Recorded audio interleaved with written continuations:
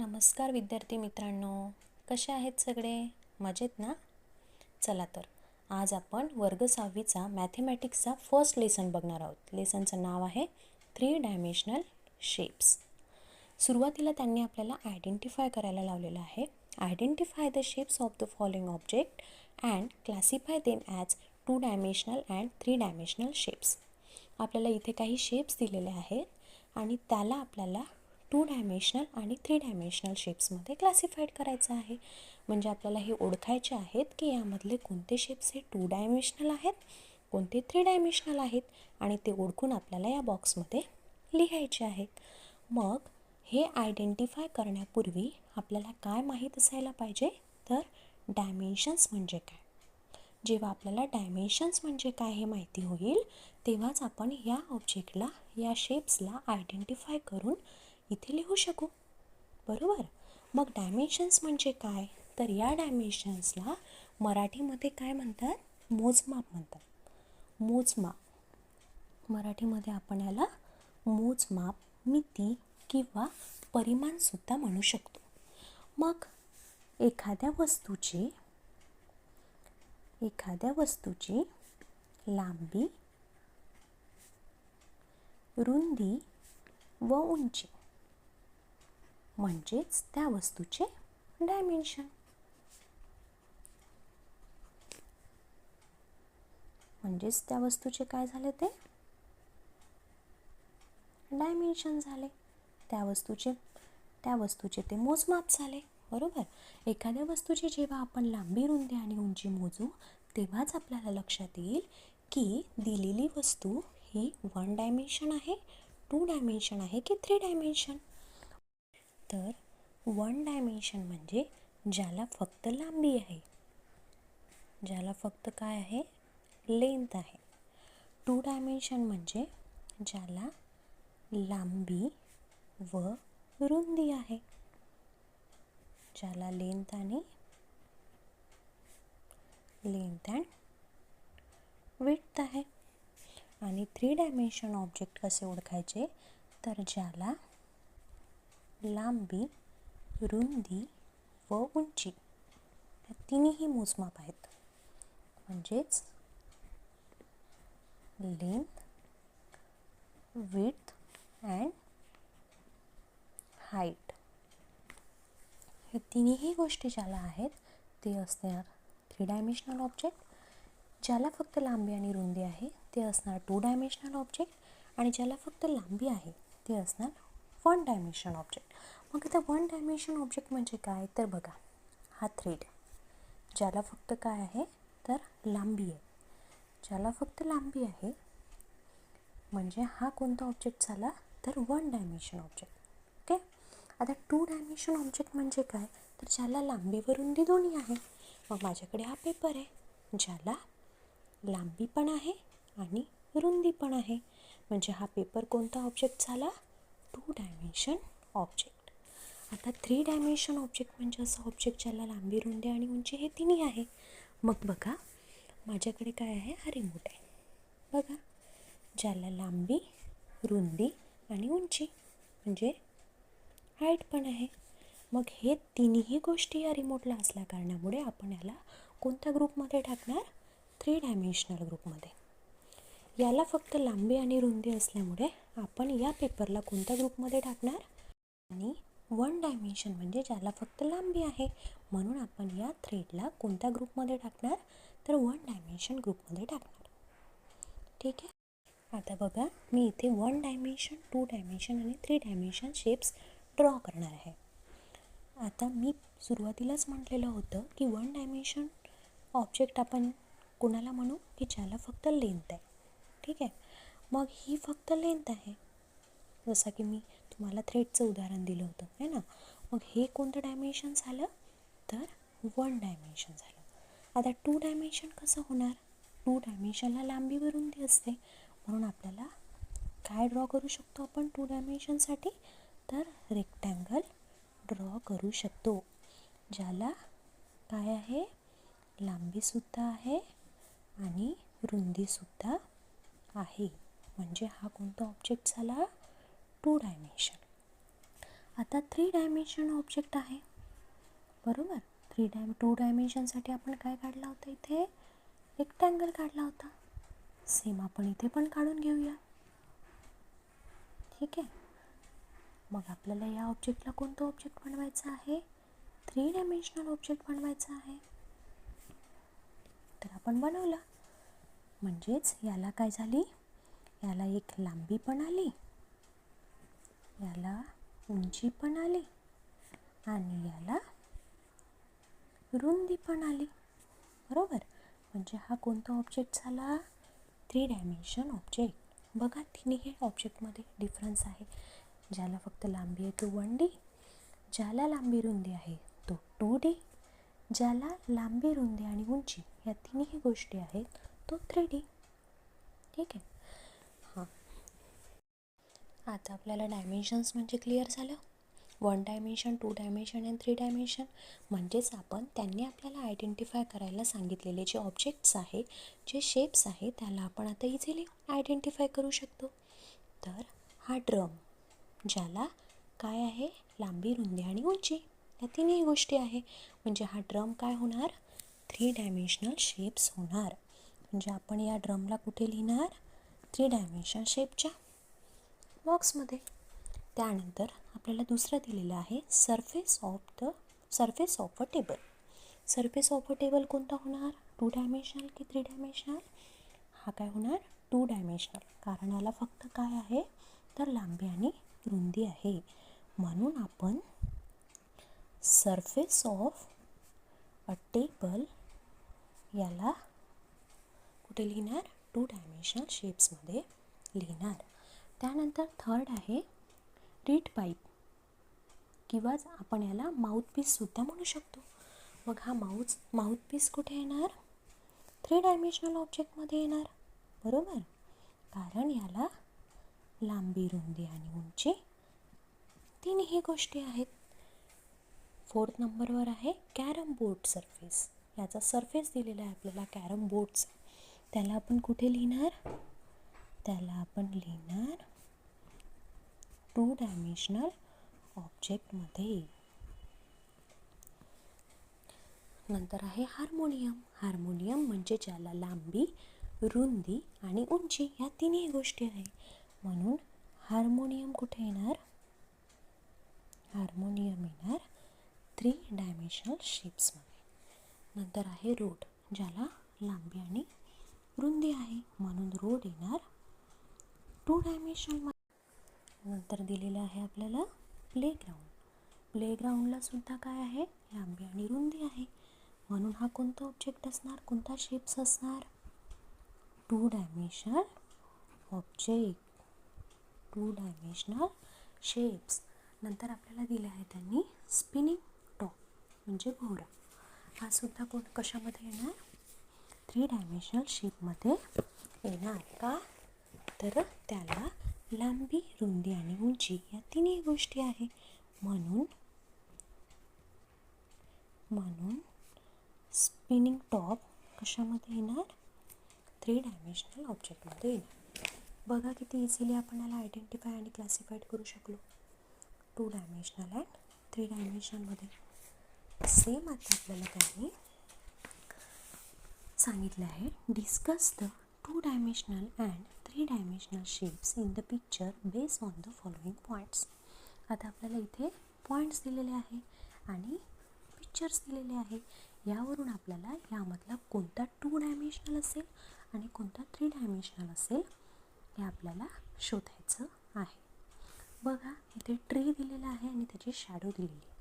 हा ट्री असेल कोणता, 3 डायमेन्शनल, तर त्याची शॅडो काय असेल, 2 डायमेन्शनल.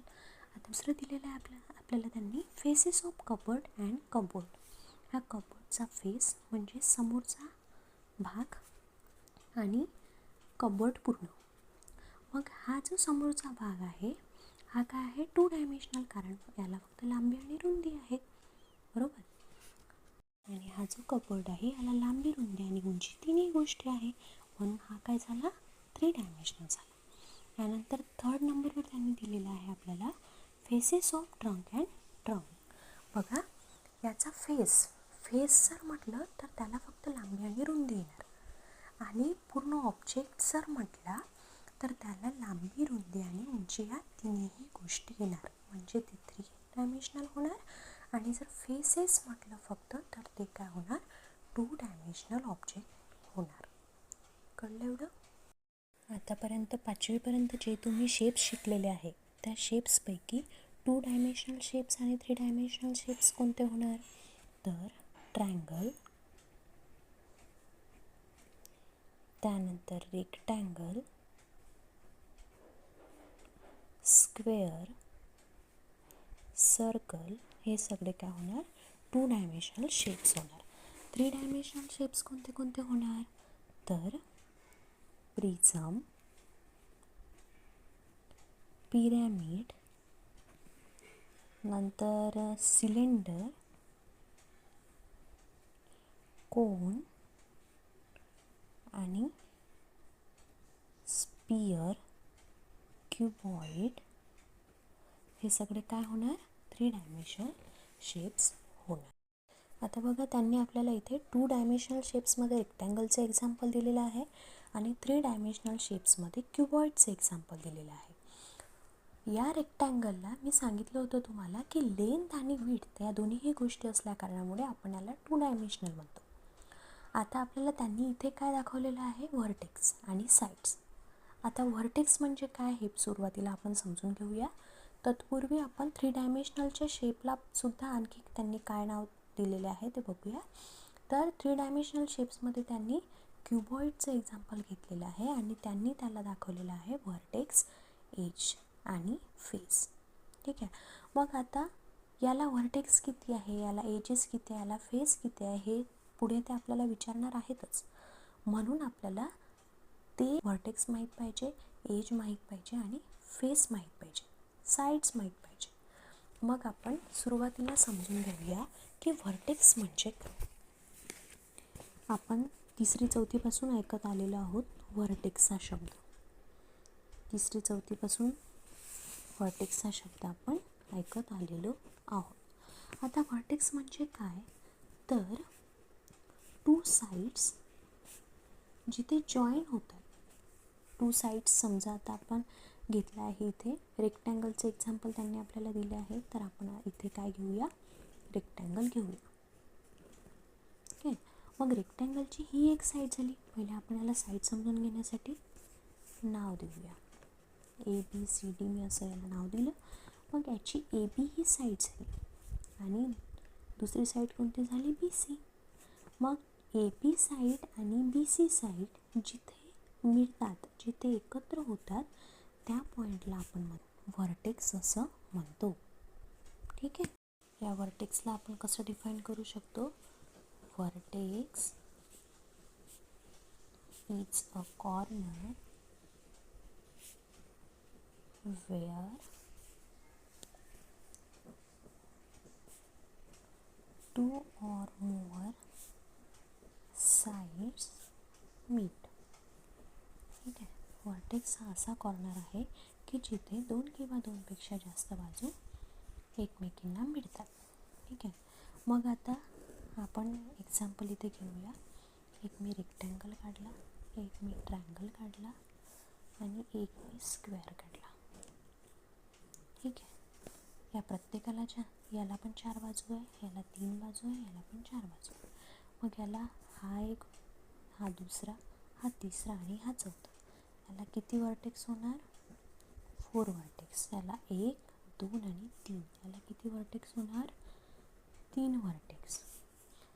याला 1, 2, 3 आणि 4, याला किती व्हर्टेक्स होणार, 4 व्हर्टेक्स होणार. आपण या व्हर्टेक्सलाच आपल्या सोपी भाषेमध्ये काय म्हणू शकतो, कोपरा सुद्धा म्हणू शकतो. कोपरा सुद्धा त्याला म्हणू शकतो. म्हणजे याला किती कोपरे आहेत, तर 4, याला 3, याला 4, असं सुद्धा आपण याला म्हणू शकतो. क्लिअर झालं व्हर्टेक्स. व्हर्टेक्स म्हणजे काय आपल्याला कळलं. आता आपण साईड म्हणजे काय समजून घेऊया. साईडला आपण सिम्पली डिफाईन करू शकतो की straight line of a object or shapes. याला दुसऱ्या वेळी सुद्धा आपण इथे डिफाईन करू शकतो की side is a straight line joining 2 corners. Okay, side म्हणजे काय आहे तर एक अशी सिंपल लाईन आहे, स्ट्रेट लाईन आहे की जी 2 कॉर्नर्सला काय करू शकते, जोडू शकते. मग आता इथे रेक्टँगल आहे, रेक्टँगलला किती साईड होणार, 4 साईड. हा ट्रायंगल आहे, ट्रायंगलला किती साईड येणार, ही 1, ही 2 आणि ही 3. याला किती साईड येणार, 3 साईड. हा आहे स्क्वेअर, स्क्वेअरला 1, 2, 3 आणि 4. याला सुद्धा किती साईड्स येणार, 4 साईड्स येणार. झाली साईड्स. आता आपण एज म्हणजे काय ते समजावून घेऊया. Edge is a line where two faces of 3D shapes meet. Edges आपण कशाला म्हणू शकतो की अशी लाईन जिथे 2 फेसेस 3D शेपचे 2 फेसेस काय होतात, मीट होतात, त्याला आपण एज असे म्हणतो. ओके, नेक्स्ट आहे आपलं face. A flat surface of 3D shape. A flat surface of 3D shape म्हणजे फेस. आता आपल्याला क्लिअर झालं, एजेस पण क्लिअर झालं, फेस पण क्लिअर झालं. या अगोदर आपण व्हर्टेक्स आणि साईडसुद्धा पाहिलं आहे, ते सुद्धा क्लिअर झालं. आता आपण टेक्स्टबुककडे वळूया. बघा, इथे आपल्याला name, figure, number of vertices आणि नंबर ऑफ साईड्स दिलेल्या आहेत आणि आपल्याला इथे फिगर देऊन बाजूला त्याचे नाव दिलेले आहे.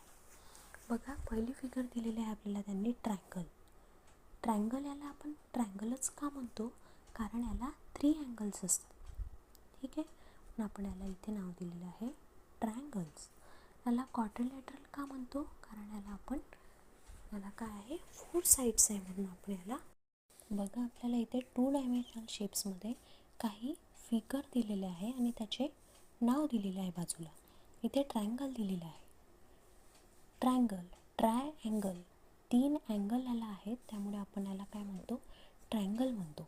इथे क्वाड्रिलॅटरल दिलेलं आहे. क्वाड्रिलॅटरल याला किती बाजू आहेत, 4 बाजू आहेत, 4च अँगलसुद्धा आहेत.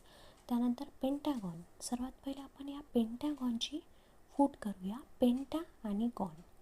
पेंटा म्हणजे 5 आणि गॉन म्हणजे कोन, अँगल. तर याला 5 अँगल आहे, 1, 2, 3, 4 आणि 5 आणि 5च याला साईडसुद्धा आहे, त्यामुळे आपण याला पेंटागॉन म्हणतो. हेक्सागॉन, हेक्सा म्हणजे 6 आणि गॉन मीन्स अँगल. तर याला 6 अँगल्स आहे, 1, 2, 3, 4, 5, 6. 6च बाजूसुद्धा आहे, म्हणून आपण याला काय म्हणतो, हेक्सागॉन म्हणतो. हेप्टॅगॉन याला सुद्धा किती साईड्स आहे, 7 साईड्स आहे, 7च अँगल आहे. आता याला 8 साईड्स आहे, मग 7ला हेप्टॅ म्हणतो आणि ज्याला 8 साईड्स असतात त्याला आपण म्हणतो ऑक्टॅगॉन. काय म्हणतो आपण त्याला, ऑक्टॅगॉन. मग आता आपल्याला याच्या फिगर्स इथे दिलेल्या आहेत, त्या फिगर्सला किती व्हर्टायसेस आहे आणि किती साईड्स आहे त्या आयडेंटिफाय करून आपल्याला इथे लिहायच्या आहेत. तर मग व्हर्टायसेस म्हणजे मी सांगितलं होतं तुम्हाला की 2 लाईन जिथे जॉईन होतात, जिथे एकमेकांना मिळतात, त्या पॉईंटला आपण व्हर्टायसेस म्हणतो किंवा आपल्या भाषेमध्ये आपण याला काय म्हणतो, कोपरे म्हणतो. मग या ट्रायंगलला किती कोपरे आहेत, तर 1, 2, 3 म्हणून आपण इथे काय लिहिलेलं आहे, 3 लिहिलेलं आहे. आणि याला साईडसुद्धा किती आहे, 1, 2 आणि 3 साईड्स आहे, म्हणून साईड्समध्ये सुद्धा आपण इथे 3 लिहिलेलं आहे. आता या क्वाड्रिलॅटरला किती व्हर्टायसेस आहे, 1, 2, 3 आणि 4. म्हणून आता आपल्याला इथे काय लिहावं लागेल, 4. नंबर ऑफ साईड्स किती लिहावं लागेल, 4. बघा, मी इथे क्वाड्रिलॅटरल तुमच्यासमोर काढत आहे. मी क्वाड्रिलॅटरल काढलेला आहे. याला किती साईड्स आहे, व्हर्टायसेस किती आहे आणि याला साईड्स किती, व्हर्टायसेस याला आहे 4, 1 2 3 अँड 4. याला साईड्स किती आहे 1 2 3 अँड 4, 4 साईड्स. नेक्स्ट आहे पेंटागॉन. पेंटागॉन म्हणजे याला 5 बाजू असतील, 5 कोनसुद्धा असतील, म्हणून आपण याला पेंटा म्हणतो. ओके, तर 1 2 3 4 5 याला व्हर्टायसेस आहे आणि 5 याला. त्यानंतर आपल्याकडे आहे हेक्झॅगॉन. हेक्झॅगॉनला किती व्हर्टायसेस आहे 1 2 3 4 5 6, म्हणून व्हर्टायसेसमध्ये 6. आणि याला साईड्स किती आहे 1 साईड्स 2 3 4 5 अँड 6, साईडसुद्धा याला 6च आहे. त्यानंतर आपल्याला दिलं आहे हेप्टॅगॉन. हेप्टॅ मीन्स 7. हेप्टॅगॉन आपल्याला दिलेलं आहे. बघा मी हेप्टॅगॉन तुमच्यासमोर काढते.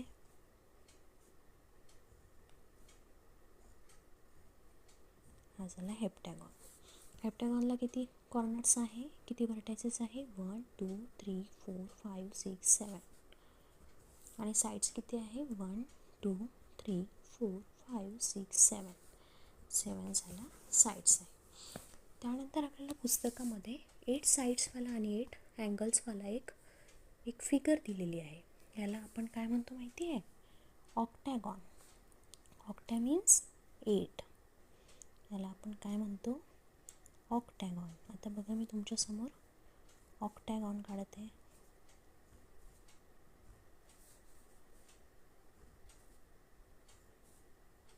बघा ऑक्टॅगॉन. ऑक्टॅगॉनला किती कॉर्नर्स आहे, किती व्हर्टायसेस आहे 1 2 3 4 5 6 7 8. 8 आणि साईड्स किती आहे 1 2 3 4 5 6 7 अँड 8. 8 साईड्स. ठीक आहे, आपण पुस्तकामध्ये ज्या फिगर्स दिलेल्या आहेत त्या फिगरचे व्हर्टायसेस आणि साईड्स इथे फाईंड केलेल्या आहेत. बघा, ठीक आहे. त्यानंतरचा जो उर्वरित पोर्शन आहे या लेसनचा तो आपण नेक्स्ट बघूया. Thank you everyone.